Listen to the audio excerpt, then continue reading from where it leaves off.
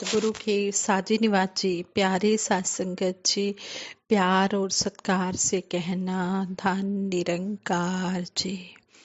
सात संगत जी, आज के जो विचारों का टॉपिक है वो ये है कि देखे ना अवगुण किसी के, गुणों के ग्राहक हम बने।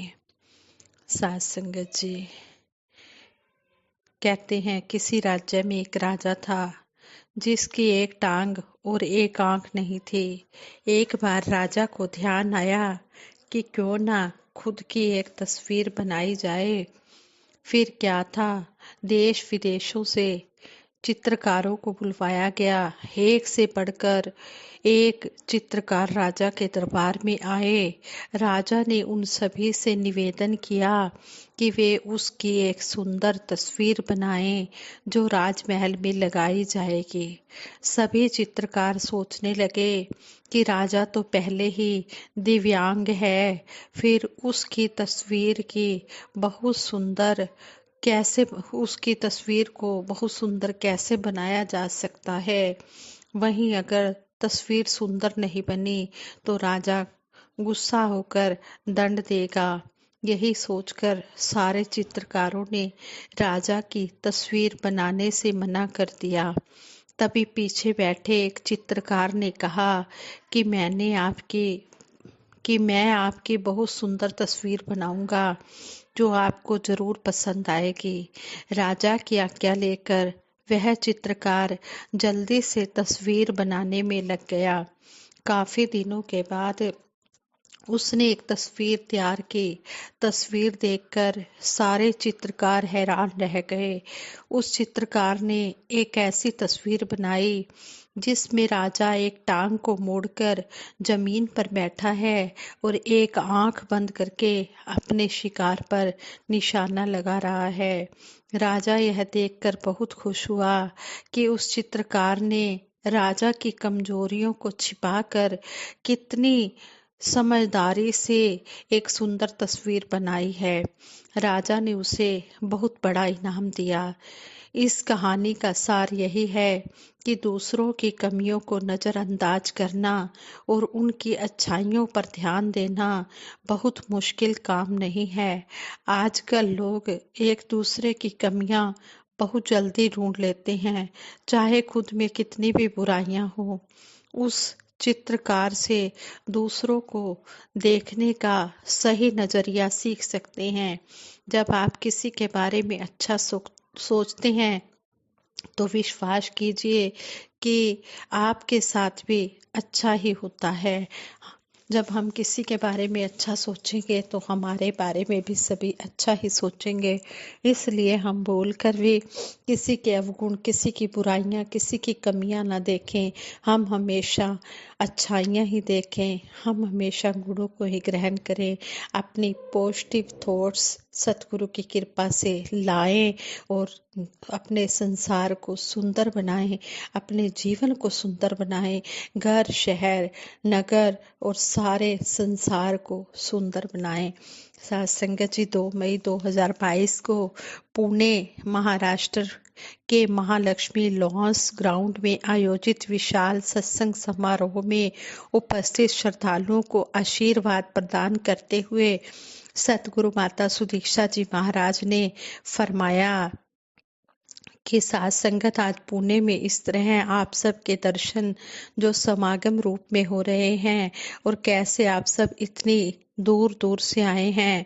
बसों में असुविधा भी हुई होगी, फिर भी आप सब एक ही बात मन में लेकर आए हैं कि यह निरंकार प्रभु परमात्मा, चाहे जिस नाम से भी हम इसे बुलाएं, इसका ना तो इसकी शुरुआत है और ना ही इसका अंत है। यह हमेशा रहने वाली सच्चाई हर समय एक जैसी है। यह दातार स्थिर है।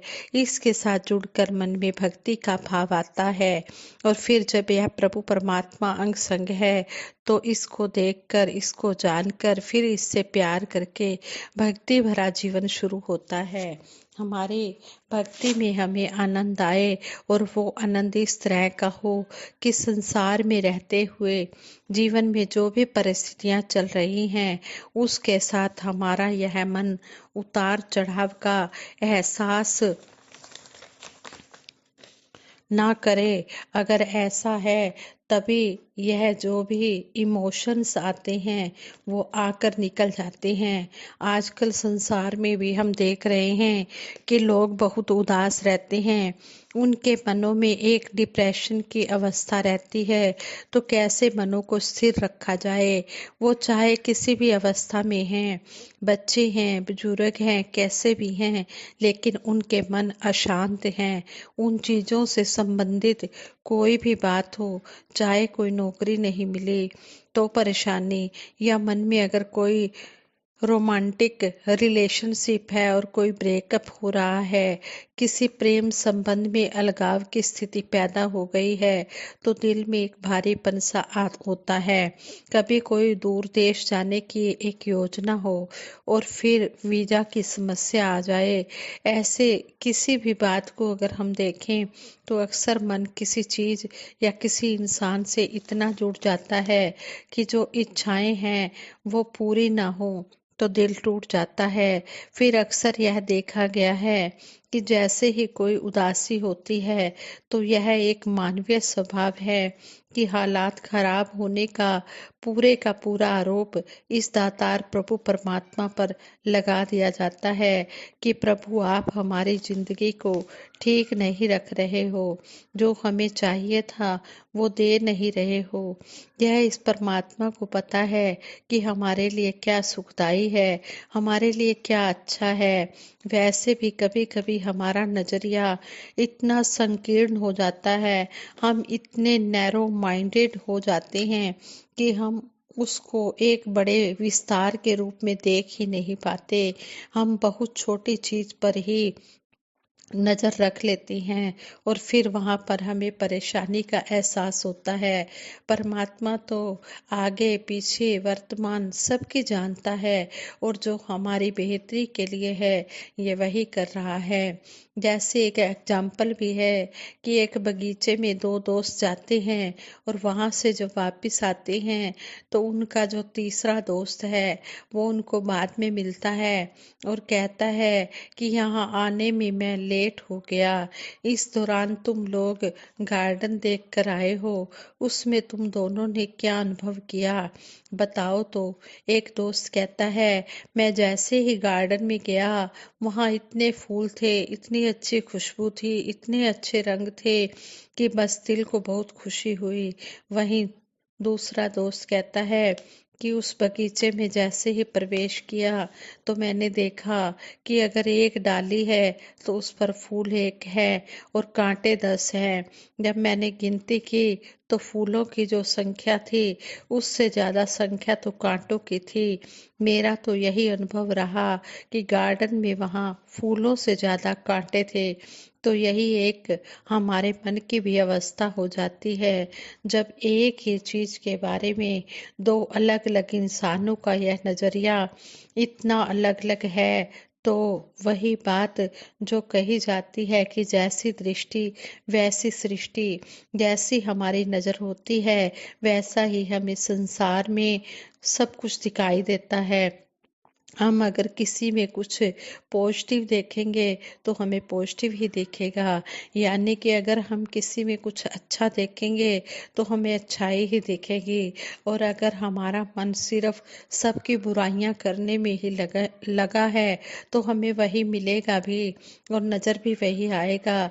हम जब अपने जीवन में एक तरह का ही नजरिया देखते हैं कि मन उदास है तो हमें सब उदास दिखते हैं, और अगर हमारा मन खुश है तो हमें सब अच्छा दिखता है। तो डेली अपने दिमाग में उतार चढ़ाव की या दिल की उदासी को दूर करने के लिए कैसे एक सहज अवस्था होती है। जैसे कि हमें पता है कि अगर कोई ढलान है तो ऊपर से कुछ भी फेंकेंगे तो वो गुरुत्वाकर्षण शक्ति के कारण नीचे की ओर ही आएगा। जैसे कि अगर कोई झरना है तो वो नीचे की ओर आकर नदी का रूप बन गया और फिर नदी सहज में ही सागर से जुड़ जाती है। वो फिर बिना प्रयास वाली एक सहज चीज हो जाती है।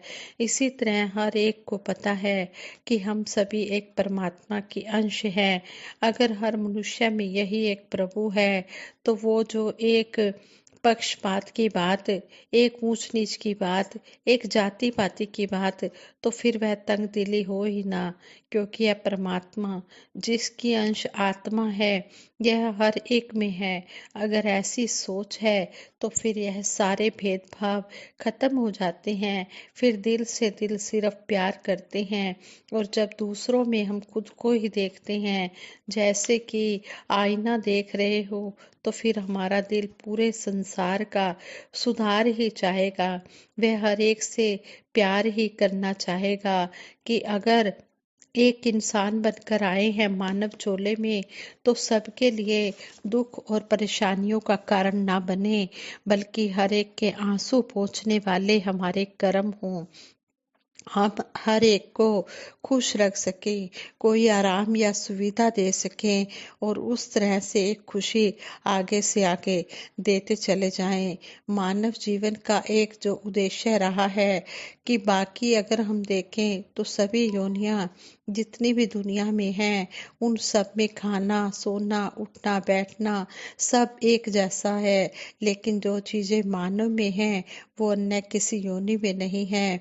तभी तो मानव योनि को सर्वोच्च योनि कहा कहते हैं। सर्वोच्च योनि इसलिए कहा गया है कि मानव जीवन में ही जीते जी यह संभव है कि हम अपने मन का नाता इस परम पिता परमात्मा से जोड़ लें। किसी और योनि में यह हो नहीं सकता। तो यही कहा जा रहा है कि जीते जी यह सच की दात प्राप्त कर लें, यह ब्रह्म ज्ञान लेकर अपने जीवन को संवार ले, और एक बेहतर इंसान बनते हुए जीवन को जीते चले जाएं। हम सिर्फ अपने ऊपर ही फोकस ना हो, बल्कि हर एक के लिए एक व्यापक दृष्टिकोण रखकर हर किसी की भलाई करते चले जाएं। संसार को अगर हम सुधारना चाहते हैं तो खुद से इस सुधार की शुरुआत करके इसे फैलाना होगा, एक एक तक इसे पहुंचाना होगा। फिर सभी को इसका एहसास होगा और हर कोई सुधरता चला जाएगा। हमें अपना नजरिया इस तरह नहीं रखना कि अगर दूसरा इंसान कुछ गलत कर रहा है तो हम भी वैसा ही करने की आज़ादी ले लें। अगर हमें कभी कुछ ऐसा दिखता है कि गलत काम करके भी उस व्यक्ति के जीवन में खुशहाली है, और दूसरी तरफ एक इंसान है जो सब कुछ ठीक करता जा रहा है, फिर भी उसके जीवन में बहुत परेशानियां हैं, तो इसलिए अगर यह आकर्षक लग रहा है और हम यह सोचकर गलत रास्ता ले लें, तो हमारे मन में तो फिर भी उस समय लगेगा कि शायद यह अच्छाई क्यों करें। पर बाद में जब कुछ समय बीतता है तो खुद ही यह पता लगता है कि अगर हम जानबूझकर इंटेंशनली कुछ कोई गलती करते हैं, किसी को चोट पहुंचाते हैं, तो थोड़े समय बाद हमारा मन भारी होने लगता है, हमारा मन अपराध बोध में आ जाता है, और फिर हम अपने आप में खुश नहीं रह पाते कि हमने किसी को जबरदस्ती सताया है, हमारे कारण कोई परेशान हुआ है। दातार हर एक पर कृपा करे, सभी को सुमत बख्शे, सभी समय रहते इस परम पिता परमात्मा को जानकर अच्छे कार्य करते चले जाएं। अपनी तरफ ध्यान देना है हमने कि हम अच्छे कर्म कर रहे हैं या नहीं, हमने दूसरे की तरफ नहीं देखना, कोई अच्छा कार्य कर रहा है या बुरा कर रहा है, हमने ऐसा नहीं देखना। हमने अपनी जो नज़र है अपनी तरफ रखनी है कि हम हमेशा अच्छा काम करें, और दातार सब पर कृपा करे। सभी सेवा सिमरन सत्संग करते हुए इस परमात्मा को हर समय याद करते हुए हर कार्य में भक्ति को शामिल रखें। दातार सभी को सेवा सिमरन सत्संग करने की शक्ति बख्शे, सभी अपने आप को संवारते चले जाएं और पूरे संसार के लिए वरदान बन जाएं। साथ संगत जी प्रेम से कहना, धन निरंकार जी।